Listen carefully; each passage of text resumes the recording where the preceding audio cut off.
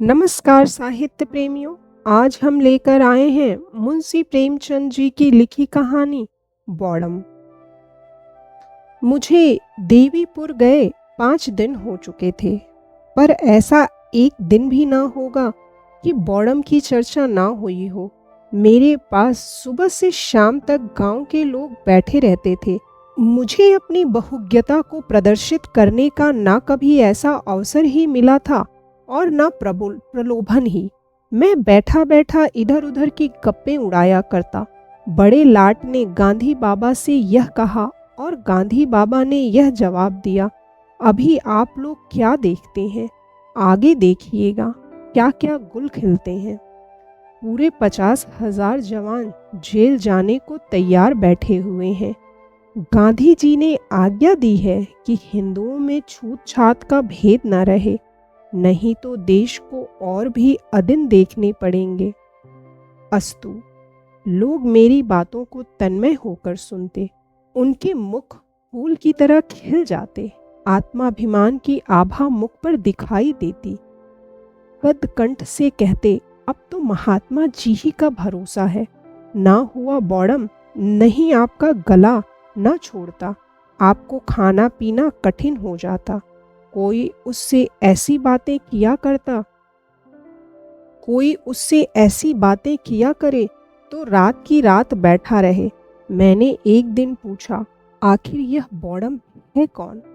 कोई पागल है क्या? एक सज्जन ने कहा, महाशय पागल क्या है, बस बॉडम है।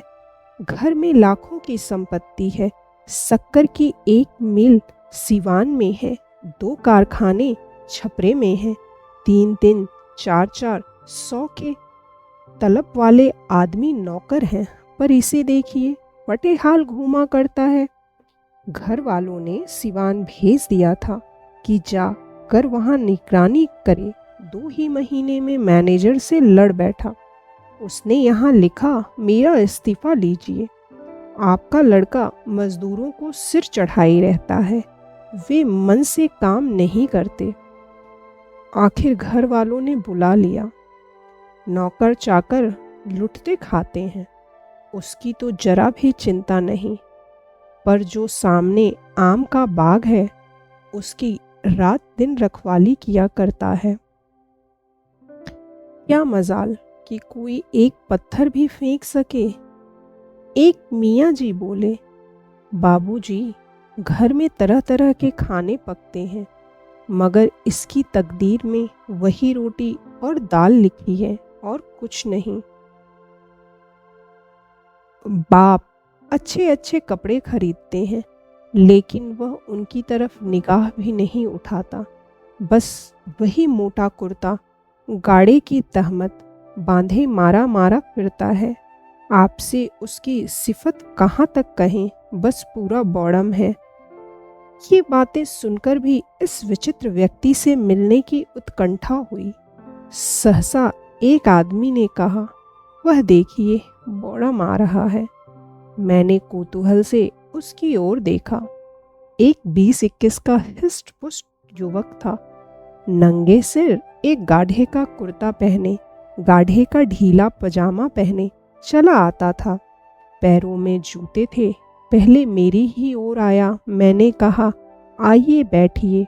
उसने मंडली की ओर अवहेलना की दृष्टि से देखा और बोला, अभी नहीं, फिर आऊँगा। यह कहकर चला गया। जब संध्या हो गई और सभा विसर्जित हुई, तो वह आम के बाग की ओर से धीरे धीरे आकर मेरे पास बैठ गया और बोला, इन लोगों ने तो मेरी खूब बुराइयां की होंगी, मुझे यह बॉडम का लक़ब मिला है। मैंने सकुचाते हुए कहा, हाँ, आपकी चर्चा लोग रोज करते थे। मेरी आपसे मिलने की बड़ी इच्छा थी। आपका नाम क्या है? बॉडम ने कहा, नाम तो मेरा मोहम्मद खलील है, पर आसपास के 10-5 गांवों ने मुझे लोग उर्फ के नाम से ज़्यादा जानते हैं। मेरा उर्फ बॉडम है। मैं, आखिर लोग आपको बॉडम क्यों कहते हैं?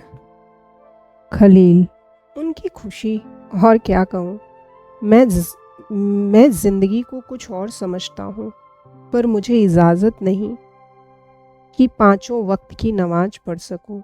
मेरे वालिद हैं, चचा हैं, दोनों साहब पहर रात के पहर तक काम में मसरूफ़ रहते हैं।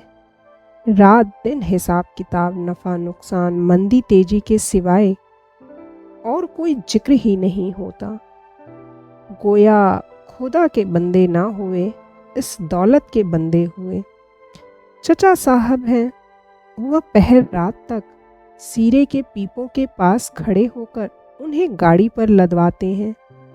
वालिद साहब अक्सर अपने हाथों से शक्कर का वज़न करते हैं। दोपहर का खाना शाम को और शाम का खाना आधी रात को खाते हैं। किसी को नमाज पढ़ने की फुर्सत नहीं। मैं कहता हूँ, आप लोग इतना सिर मगजन क्यों करते हैं? बड़े कारोबार में सारा काम एतबार पर होता है। मालिक को कुछ न कुछ बल खाना ही पड़ता है। अपने बलबूते पर छोटे कारोबार ही चल सकते हैं। मेरा उसूल किसी को पसंद नहीं, इसलिए मैं बॉडम हूँ। मेरे ख्याल से तो आपका उसूल ठीक है खलील, ऐसा भूल कर भी ना कहिएगा, वरना एक ही जगह दो बॉडम हो जाएंगे। लोगों को कारोबार के सिवा न दीन से गरज है, न दुनिया से, न मुल्क से, न कौम से। मैं अखबार मांगता हूँ, स्मरणा फंड में कुछ रुपए भेजना चाहता हूँ। खिलाफत फंड को मदद करना भी अपना फर्ज समझता हूँ। सबसे बड़ा सितम है कि खिलाफत का रज़ाकार भी हूँ। क्यों साहब? जब कौम पर, मुल्क पर और दीन पर चारों तरफ से दुश्मनों का हमला हो रहा है, तो क्या मेरा फर्ज नहीं है कि जाति के फ़ायदे को कौम पर कुर्बान कर दूं? इसलिए घर और बाहर मुझे बॉडम का लक़ब दिया गया है। आप तो कह रहे हैं, जिसकी इस वक्त कौम को ज़रूरत है। खलील, मुझे खौफ है कि इस चौपट नगरी से आप बदनाम होकर जाएंगे। जब मेरे हज़ारों भाई जेल में पड़े हुए हैं, उन्हें गजी का गाढ़ा तक पहनने को मयस्सर नहीं, तो मेरी गैरत गवारा नहीं करती कि मैं मीठे लुक़्मे उड़ाऊं और चिकन के कुर्ते पहनूं, जिनकी कलाइयों और मुड्ढों पर सीजनकारी की गई हो। मैंने बोला, आप यह बहुत ही मुनासिब कहते हैं। अफसोस है कि और लोग आपका साथ त्याग करने के काबिल नहीं। खलील, मैं इसे त्याग नहीं समझता। न दुनिया को दिखाने के लिए यह भेस बना के घूमता हूँ। मेरा जी ही लज्जत और शौक से फिर गया है। थोड़े दिन होते हैं वालिद ने मुझे सीवान के मिल में निगरानी के लिए भेजा।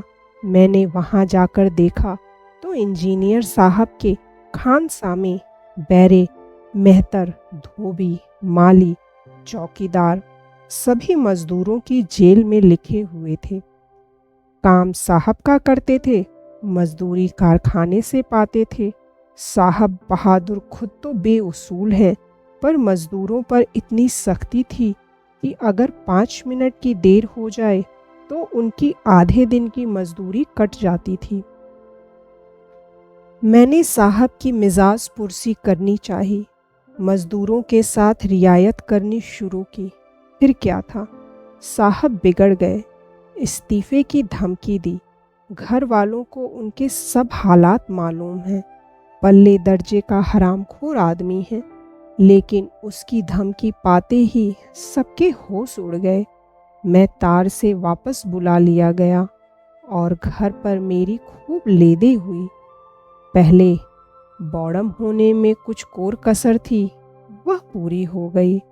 ना जाने साहब से लोग क्यों इतना डरते हैं। मैं आपने वही किया जो इस हालत में मैं भी करता, बल्कि मैं तो पहले साहब पर गबन का मुकदमा दायर करता, बदमाशों से पिटवाता, तब बात करता। ऐसे हरामखोरों की यही सजाएं हैं। खलील ने बोला, फिर तो एक और दो हो गए। अफसोस यही है कि आपका यहाँ कयाम न रहेगा। मेरा जी चाहता है कि चंद रोज आपके साथ रहूं। मुद्दत के बाद आप ऐसे आदमी मिले हैं जिससे मैं अपने दिल की बातें कह सकता हूँ। इन गवारों से मैं बोलता भी नहीं। मेरे चाचा साहब को जवानी में एक चमारिन से ताल्लुक हो गया था। उससे दो बच्चे, एक लड़का और एक लड़की पैदा हुए। चमारिन लड़की को गोद में छोड़कर मर गई। तब से इन दोनों बच्चों की मेरे यहाँ वही हालत थी जो यतीमों की होती है।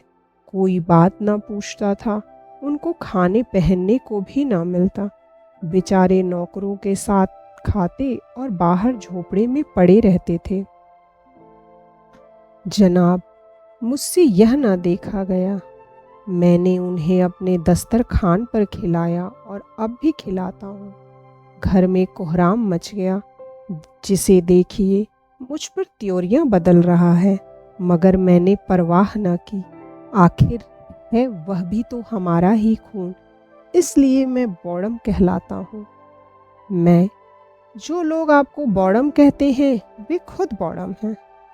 खलील, जनाब, इनके साथ रहना अजीब है। शाह कबूल ने कुर्बानी की मुमानियत कर दी है। हिंदुस्तान के उल्मा ने भी यही फतवा दिया है, पर यहाँ खास मेरे घर कुर्बानी हुई। मैंने हर चंद बावैला मचाया, पर मेरी कौन सुनता है। उसका कफारा मैंने यह अदा किया कि अपनी सवारी का घोड़ा बेचकर 300 फकीरों को खाना खिलाया, और तब से कसाईयों को गाय लिए जाता देखता हूँ तो कीमत देकर खरीद लेता हूँ। इस वक्त तक 10 गायों की जान बचा चुका हूँ। वे सब यहाँ हिंदुओं के घरों में हैं, पर मज़ा यह है कि जिन्हें मैंने गायें दी हैं वे भी मुझे बॉडम कहते हैं। मैं भी इस नाम का इतना आदी हो गया हूँ कि अब मुझे इससे मोहब्बत हो गई है। मैंने कहा, आप ऐसे बॉडम काश मुल्क में और ज़्यादा होते। खलील ने जवाब दिया, लीजिए, आपने भी बनाना शुरू कर दिया। यह देखिए आम का बाग, मैं उसकी रखवाली करता हूँ। लोग कहते हैं जहाँ हज़ारों का नुकसान हो रहा है वहाँ तो देखभाल करता नहीं, जरा सी बगिया की रखवाली में इतना मुस्तैद। जनाब, यहाँ लड़कों का यह हाल है कि एक आम तो खाते हैं और 25 आम गिराते हैं। कितने ही पेड़ चोट खा जाते हैं और फिर किसी काम के नहीं रहते। मैं चाहता हूँ कि आम पक जाएं, टपकने लगें, तब जिसका जी चाहे चुन ले जाएं। कच्चे आम खराब करने से क्या फ़ायदा। यह भी मेरे बॉडमपन में दाखिल है। ये सब बातें हो ही रही थीं कि सहसा 3-4 आदमी एक बनिए को पकड़े घसीटते हुए आते दिखाई दिए। पूछा तो उन चारों आदमियों में से एक ने, जो सूरत से मौलवी मालूम होते थे, कहा, यह बड़ा बेईमान है, इसके बाँट कम है। अभी इसके यहाँ से सेर भर घी ले गया हूँ। घर पर तौलता हूँ तो आध पाव गायब। अब जो लौटाने आया हूँ तो कहता है मैंने तो पूरा तौला था। पूछो, अगर तूने पूरा तौला था तो क्या मैं रास्ते में खा गया? अब ले चलता हूँ थाने पर, वहीं इसकी मरम्मत होगी। दूसरे महाशय, जो वहाँ डाक खाने के मुंशी थे, बोले, इसकी हमेशा की यही आदत है, कभी पूरा नहीं तौलता। आज ही तो 2 आने की शक्कर मंगवाई। लड़का घर ले गया तो मुश्किल से 1 आने की थी। लौटाने आया तो आंखें दिखाने लगा। इसके बाटों की आज जांच करानी चाहिए। तीसरा आदमी अहिर था। अपने सिर पर से खली की गठरी उतार कर बोला, साहब यह 11 रुपए की खली है। 6 सेर के भाव से दी थी। घर पर तौला तो 2 सेर हुई। लाया कि लौटा दूं, पर यह लेता ही नहीं। अब इसका निपटारा थाने ही में होगा। इस पर कई आदमियों ने कहा, यह सचमुच बेईमान आदमी है। बनिए ने कहा, अगर मेरे बांट रत्ती भर कम निकले तो 1000 रुपए दंड दूं। मौलवी साहब ने कहा, तो कमबख्त टांकी मारता होगा। मुंशी जी बोले, टांकी मार देता है यही बात है। अहिर ने कहा, दोहरे बांट रखे हैं, दिखाने के और बेचने के और। इसके घर की पुलिस की तलाशी ले। बनिए ने फिर प्रतिवाद किया। पकड़ने वालों ने फिर आक्रमण किया। इसी तरह कोई आध घंटा तक तकरार होती रही। मेरी समझ में न आता था कि क्या करूं। बनिए को छुड़ाने के लिए जोर दूं या जाने दूं। बनिए से सभी जले हुए मालूम होते थे।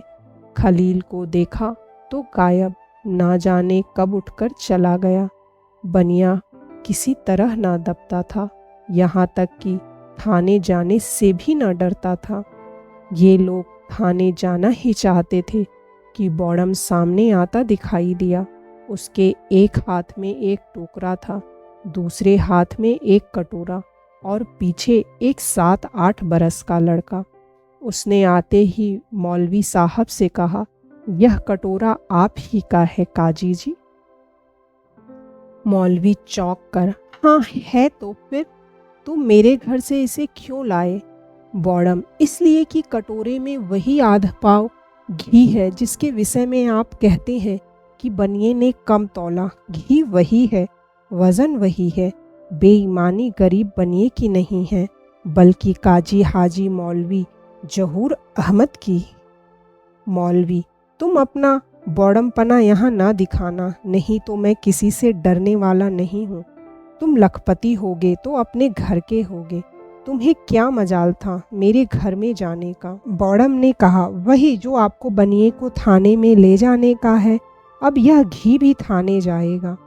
मौलवी सिट पिटाकर, सबके घर में थोड़ी बहुत चीज़ रखी ही रहती है। कसम कुरान शरीफ की, मैं अभी तुम्हारे वालिद के पास जाता हूँ। आज तक गांव भर में किसी ने मुझ पर ऐसा इल्ज़ाम नहीं लगाया था। बनिया, मौलवी साहब आप जाते कहाँ हैं? चलिए, हमारा आपका फैसला थाने में होगा। मैं एक ना मानूंगा। कहलाने को मौलवी दीनदार ऐसे बनते हैं कि देवता ही हैं, पर घर में चीज़ रखकर दूसरों को बेईमान बनाते हैं। यह लंबी दाढ़ी धोखा देने के लिए बढ़ाई है। मगर मौलवी साहब ना रुके, बनिए को छोड़कर खलील के बाप के पास चले गए, जो इस वक्त शर्म से बचने का सहज बहाना था। तब खलील ने अहिर से कहा, क्यों बे, तू भी थाने जा रहा है? चल मैं भी चलता हूँ। तेरे घर से यह सेर भर खली लेता आया हूँ। अहिर ने मौलवी साहब की दुर्गति देखी तो चेहरे पर हवाइयाँ उड़ने लगी। बोला, भैया जवानी की कसम है, मुझे मौलवी साहब ने सिखा दिया था। खलील ने बोला, दूसरे के सिखाने से तुम किसी के घर में आग लगा दो। खुद तो बच्चा दूध में आधा पानी मिला मिला कर बेचते हो, मगर आज तुमको इतनी मुटमर्दी सवार हो गई कि एक भले आदमी को तबाह करने पर आमादा हो गए। खली उठाकर घर में रख ली, उस पर बनिए से कहते हो कम तौला। बनिया, भैया मेरी लाख रुपए की इज्जत बिगड़ गई, मैं थाने में रपट किए बिना ना मानूंगा। अहिर, साहू जी अब की माफ़ करो, नहीं तो कहीं का न रहूँगा। तब खलील ने मुंशी जी से कहा, कहिए जनाब, आपकी कलई खोलूं या चुपके से घर की राह लीजिएगा? मुंशी, तुम बेचारे मेरी कलई क्या खोलोगे? मुझे भी अहिर समझ लिया है कि तुम्हारी भपकियों में आऊँगा। खलील लड़के से, क्यों बेटा, तुम शक्कर लेकर सीधे घर चले गए थे? लड़का मुंशी जी को सशंक नेत्रों से देखकर, बताऊंगा। मुंशी लड़कों को जैसा सिखा दो वैसा कहेंगे। खलील, बेटा अभी तुमने मुझसे जो कहा था वही फिर कह दो। लड़के ने बोला, दादा मारेंगे। मुंशी, क्या तूने रास्ते में शक्कर फाँक ली थी? लड़का रोने लगा। खलील, जी हाँ, इसने मुझसे खुद कहा, पर आपने उससे तो पूछा नहीं, बनिए के सिर हो गई। यही शराफत है। मुंशी, मुझे क्या मालूम था कि उसने रास्ते में यह शरारत की। खलील, तो ऐसे कमज़ोर सबूत पर आप थाने क्यों कर चले थे? आप गंवारों की मनी ऑर्डर के रुपए देते हैं तो उस रुपए पर 2 आने अपनी दस्तूरी काट लेते हैं, टके के पोस्ट कार्ड आने में बेचते हैं। जब कहिए तब साबित कर दूं। उसे क्या आप बेईमानी नहीं समझते हैं? मुंशी जी ने बॉडम के मुंह लगना मुनासिब न समझा। लड़के को मारते हुए घर ले गए। बनिए ने बॉडम को खूब आशीर्वाद दिया। दर्शक लोग भी धीरे धीरे चले गए। तब मैंने खलील से कहा, आपने इस बनिए की जान बचा ली, नहीं तो बेचारा बेगुनाह पुलिस के पंजे में फंस जाता। खलील ने बोला, आप जानते हैं कि मुझे क्या सिला इनाम मिलेगा? थानेदार मेरे दुश्मन हो जाएंगे, कहेंगे यह सब मेरे शिकारों को भगा दिया करता है। वालिद साहब पुलिस से थर थर काँपते हैं, मुझे हाथों लेंगे कि तू दूसरों के बीच में क्यों दखल देता है। यहाँ यह भी बौड़मपन में दाखिल है। एक बनिए के पीछे मुझे भले आदमियों की कलई खोलनी मुनासिब न थी। ऐसी हरकत बौड़म लोग किया करते हैं। मैंने श्रद्धापूर्ण शब्दों में कहा, अब मैं आपको इसी नाम से पुकारूंगा। आज मुझे मालूम हुआ कि बौड़म देवताओं को कहा जाता है, जो स्वार्थ पर आत्मा की भेंट कर देता है। वह चतुर है, बुद्धिमान है, जो आत्मा के सामने, सच्चे सिद्धांत के सामने, सत्य के सामने स्वार्थ की निंदा की परवाह नहीं करता। वह बौड़म है, निर्बुद्धि है। यदि इस प्रस्तुति ने आपके हृदय को स्पर्श किया तो कृपया इस वीडियो को लाइक करें, शेयर करें और साहित्य सागर चैनल को सब्सक्राइब करना ना भूलें। धन्यवाद।